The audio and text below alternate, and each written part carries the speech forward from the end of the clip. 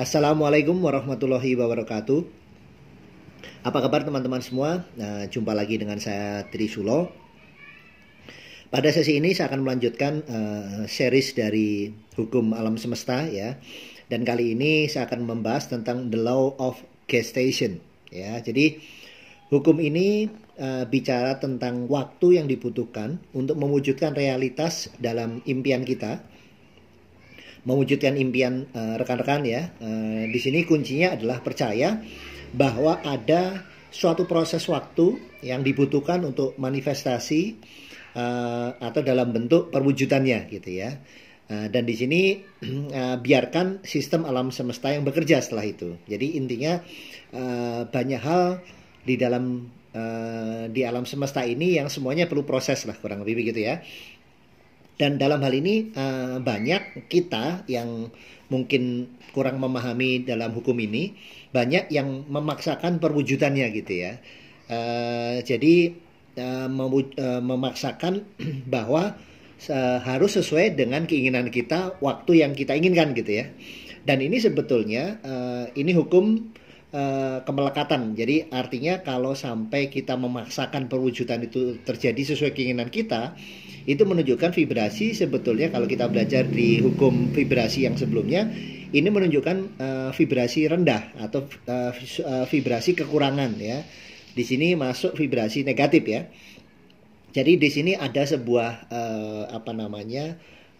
mengesankan gitu. Di sini kita kekurangan justru ya. Jadi vibrasinya vibrasi yang bukan kelimpahan, sebaliknya bahwa kita percaya dengan kuasa Allah ya, kuasa Tuhan, tetapi ini malah kayak nggak percaya gitu. Jadi vibrasinya kekurangan. Nah, terkadang dalam aplikasinya kalau kita berdoa nih teman-teman ya, kadang maksa nih sama Allah itu, maksa. Kok nggak dikabulkan sih Allah, kita tunggu-tunggu gitu. Dalam arti tunggu-tunggu nih konteksnya memang kita sampai mempertanyakan gitu kepada Allah, ini mana kok belum dikabul gitu ya. Nah bahkan kita dilarang ya mentergesakan doa gitu. Itu sama aja sebetulnya kita mengcancel doa gitu kan. Sama saja kita ini tidak percaya bahwa Allah nggak kabulkan doa kita, permintaan kita. Padahal dalilnya kan jelas ya, Allah pasti mengabulkan doa kita gitu. Apakah langsung, apakah ditunda, apakah diganti, tapi intinya adalah pasti apapun yang kita inginkan dikabulkan gitu kan. Nah, ini sebetulnya kalau mungkin dibuat sebuah ilustrasi ya teman-teman ya. Jadi kalau misalnya rekan-rekan kan datang ke food court ya, misalnya ke sebuah food court ya, tempat makan food court yang di mall yang segala macam tuh ya. Nah kan kita pesan tuh ya, kita tinggal nunjuk pesan apa yang kita mau, kemudian kita bayar. Dan setelah itu Anda tunggu tuh ya kan di tempat duduk. Yang biasanya kalau di food court kan sudah disiapkan tempat duduknya, sudah kita tunggu saja gitu ya, untuk diantarkan pesanan makanan kita yang sudah kita pesan. Dan jadi tinggal pesan, bayar, duduk gitu kan. Dan duduk itu kita tunggu, kita sudah sangat yakin makanan itu pasti diantar kan gitu sama petugasnya yang kita pesan tadi gitu ya, toh kita duduk di situ gitu kan. Jadi Anda cukup duduk santai dan percaya makanannya akan diantar gitu. Dan tergantung masalah berapa lama makanan itu diantar kan tergantung dari Anda pesannya apa gitu kan. Kalau pesannya yang agak banyak gitu kan, atau mungkin pesannya yang mungkin perlu proses yang lama, nah itu perlu waktu lama. Tapi kalau yang cepat misalnya, makanya kadang diantarkan minumannya dulu gitu karena cepat dibuatnya gitu ya. Nah jadi intinya adalah justru itu yang mungkin jadi ilustrasi di saat teman-teman mungkin pesan makanan di food court itu, udah lupakan aja. Kita duduk santai ngobrol sambil ngopi sama temen, sambil mungkin gadgetan ya. Nggak kerasa tahu-tahu makanannya datang atau pesanan kita datang gitu ya. Jadi ya tinggal beli, pesan, beli, kemudian kita duduk gitu, kita tunggu, lupakan ya, letting go ya. Letting go itu artinya adalah apa yang sudah kita minta kepada Allah Subhanahu Wa Taala, ya sudah kita tunggu, ada proses di situ ya. Jadi hukum ini di dalam alam semesta ini memang sudah sunatullahnya begitu. Dari semua hal memang semuanya berproses ya. Itulah welcome to the jungle, to the world gitu ya istilahnya. Kalau di surga beda lagi ya kan. Kalau di surga itu sudah mungkin semuanya instan, tidak ada proses ya. Apa yang kita inginkan langsung dikabul. Tapi maksudnya di sini ada proses. Memang itulah sunatullahnya di dalam hidup di dunia ini, di bumi ini gitu ya. Nah, saya mungkin sedikit cerita tentang penelitian profesor dengan murid-muridnya tentang proses berubahnya lalat menjadi kupu-kupu gitu ya. Nah, jadi dalam proses itu mengamati si profesor ini terjadinya lalat dan kupu-kupu ini kan biasanya menuju ke kepompong dulu gitu ya. Terus baru dari kepompong menuju kupu-kupu. Nah, dalam satu proses itu satu mahasiswa yang A mengatakan, wah ini kok lama prosesnya, kita tungguin nih profesor, kita gunting aja yuk kepompongnya gitu ya. Nah, terserah pilihan kamu tuh itu kan. Begitu digunting, ternyata nggak lama keluar dari kepompong itu bukan menjadi kupu-kupu seperti harapannya, tetapi mendekati sebuah bentuk ulat, bukan kupu-kupu, bukan kayak monster gitu. Jadi sayapnya kecil, badannya gede gitu ya, dan akhirnya nggak lama mati. Nah, itulah melawan proses. Yang benar kepompong itu sampai benar-benar pada prosesnya, sehingga mencoba keluar kupu-kupu itu kan sampai cairan di dalam tubuhnya itu kayak dipencet gitu ya, yang akhirnya itu akan jadi sayapnya gitu, prosesnya secara alami. Karena prosesnya nggak alami digunting kepompong tersebut, maka yang harusnya menjadi cairan untuk jadi sayap itu nggak jadi gitu ya. Jadi sehingga percobaan itu gagal lah gitu ya. Jadi ini satu proses yang memang secara sains terbukti bahwa semua di dunia ini proses apapun, ulat jadi kepompong, menjadi kupu-kupu, ada prosesnya. Begitupun kehamilan yang natural gitu kan. Kalau manusia ya perlu waktu 9 bulan gitu kan. Naturalnya begitu. Beda lagi sama tikus, beda lagi dengan gajah, beda lagi dengan ayam. Proses-proses itu bertelur dan berkembang biaknya beda-beda gitu kan. Nah, seperti bertani juga perlu waktu gitu kan. Perlu menyiapkan mulai lahan, jadi sebelum ditanam itu disiapkan lahannya dulu. Perlu disirami, dipupuk ya, sehingga supaya subur siap untuk ditanami gitu ya. Kemudian dijaga dari hama, serangga, dan lain-lain kan gitu ya. Kita juga menjaga bukan sampai itu juga, tapi kita juga tetap pikiran kita pun harus tetap positif untuk supaya tanaman ini kalau kita nggak sabar dan segala macam kan juga prosesnya nggak berjalan dengan baik gitu. Dalam proses itu kita tetap positif supaya nanti hasilnya sukses gitu kan. Sama juga seperti entrepreneur yang kita juga bahas di hukum sebelumnya. Satu paket antara gagal dan sukses gitu kan. Itu paket hukum dari polaritas yang kita pernah bahas ya. Nah, kalau di entrepreneur juga mereka memahami perlu waktu untuk membuat apa yang dibangun. Misalnya dia build satu perusahaannya bersistem, itu perlu waktu gitu kan. Bahkan kalau kita pelajari konglomerasi yang ada di Indonesia, bahkan di negara di internasional juga kan, intinya konglomerasi adalah perusahaan bersistem ya, itu bisa bertahan sampai generasi kedua, generasi ketiga, keempat ya, dan seterusnya, karena membangun perusahaan bersistem itu nggak bisa instan gitu kan. Perlu waktu dan tentu saja ada proses di sana gitu ya. Dan memang sekarang ini kita zaman serba instan nih teman-teman. Tetapi bukan berarti prosesnya, ya artinya dalam serba instan ini proses tetap nggak bisa instan gitu ya. Kenapa? Kalaupun bisa dilakukan secara instan, itu biasanya melawan proses hukum ini gitu ya. Teman-teman bisa lihat, rekan-rekan bisa lihat bahwa banyak sekali bisnis yang hancur karena justru segala sesuatunya mereka ingin melewati proses itu, bypass proses gitu ya, karena ingin instan lah kurang lebih gitu ya. Banyak hal sekarang kan, misalnya beberapa proses kita lihat misalnya di dunia pekerjaan, mereka bypass dengan mohon maaf nyogok sana sini, akhirnya ya banyak sekarang kita lihat yang karena proses itu tidak dilalui dengan baik, nggak matang ya, akhirnya kena KPK dan lain-lain gitu ya. Nggak matang secara mental, akhirnya menembak dan lain-lain gitu ya, seperti di berita-berita. Kemudian juga binatang ternak juga sekarang proses karena si peternakan ini ingin instan, suntik-suntik hormon ya kan. Nah akhirnya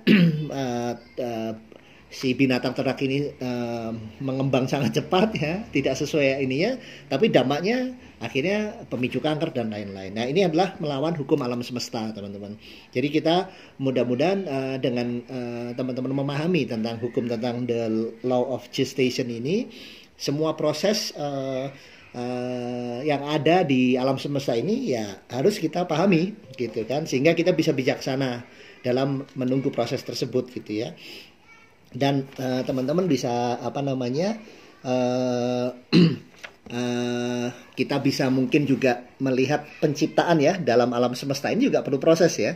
tahapan di dalam alam semesta. Justru mungkin saya coba juga gambarkan juga tentang proses terjadinya alam semesta ini memenuhi hukum the law of gestation ini, dan ini ada di dalam Al-Quran ya, dan juga di dunia sains sendiri. Nah, mungkin saya akan coba sedikit jabarkan di sesi ini supaya kita lebih benar-benar memahami hukum alam semesta ini, dan ini memang ada dalam prosesnya di dalam Al-Quran, sehingga kita juga bisa lihat dalam penciptaan alam semesta jagat raya ini, teman-teman, yang dijadikan satu ketetapan ya dari firman Allah ini, membuat kita lebih benar-benar membuat kita lebih istilahnya ya, mungkin lebih mengetahui lagi atau meyakini, atau bukan hanya meyakini tapi lebih ke kekuasaan Allah itu luar biasa gitu.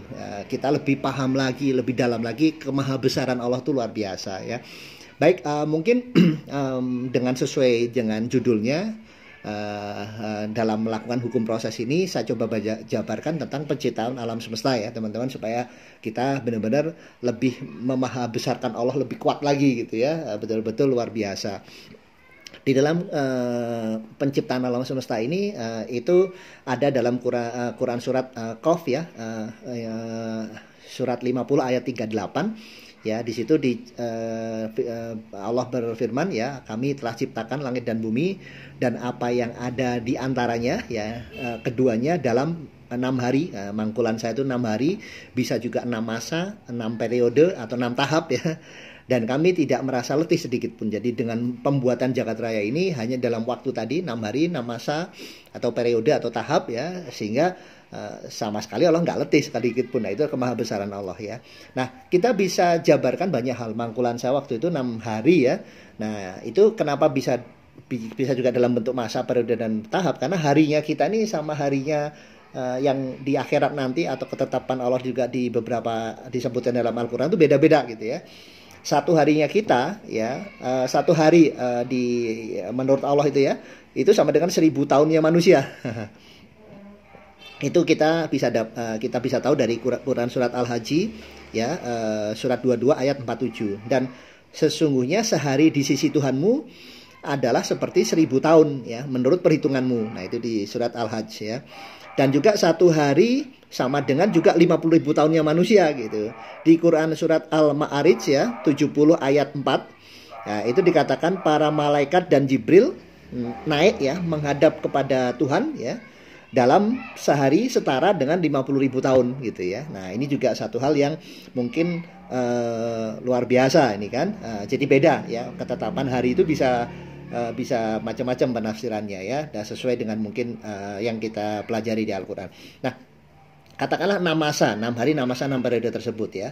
Kita lihat di bumi ini kan pertama kali penciptaannya di Quran surat An-Naziat ya, ayat ke-27 ya. Apakah penciptaan kamu sekalian yang lebih hebat ataukah langit yang telah dibangunnya ya. Artinya pada saat pertama kali alam semesta ini dibuat ya, di surat An-Naziat 27 ini ya. Nah, secara sains nih teman-teman, secara sains ini awal penciptaan alam semesta ini kalau dari sisi sains itu dikatakan seperti Big Bang Theory ya. Jadi terjadi ledakan besar sebagai awal waktu dan materi ya, berdasarkan analisis astronomi dan geologi. Terciptanya itu 13,7 miliar tahun lalu ya. Dan awal adanya partikel proton dan elektron ya, di situ mulai terjadinya hidrogen ya, sebagai unsur pertama kalinya terjadinya bintang ya. Jadi bintang mulai dari penciptaan hidrogen dulu. Kemudian di tahap kedua atau masa yang kedua, di Quran surat lanjutannya, Quran surat An-Naziat ya ayat 28 lanjutannya, dia Allah telah meninggikan bangunannya lalu menyempurnakannya ya. Nah, secara sains ini tahapan pengembangan alam semesta nih teman-teman. Jadi ada proses kedua lagi ya. Jadi walaupun Allah Maha Besar, tapi tetap secara kekuasaannya menunjukkan ada proses di sana ya. Nggak ujuk-ujuk jadi gitu, ada proses. Jadi secara sains ini juga bisa dibuktikan ya. Nah, dan di dalam Quran surat An-Naziat ayat 47 ya. Quran surat Az-Zariyat ya, di ayat surat 51 di ayat 47 ya. Az-Zariyat bukan Naziat ya.